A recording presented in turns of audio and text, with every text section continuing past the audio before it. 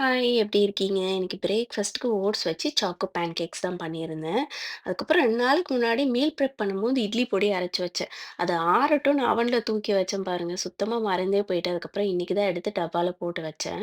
ஒரு 11:00 போல காஃபி குடிச்சிட்டு, மத்தியானம் லஞ்சுக்கு இன்னைக்கு மினி இட்லி வித் மல்டிவெஜ் சாம்பார் தான் பண்ணியிருந்தேன். எங்களுக்கு பிரேக்ஃபாஸ்ட்டுக்கு டிஃபன் ஐட்டம் தான் சாப்பிடணும், லஞ்சுக்கு ரைஸ் தான் சாப்பிடணும்னு இல்ல. 2 பேருமே என்ன இருக்கோ அது சாப்பிட்டுப்போம்.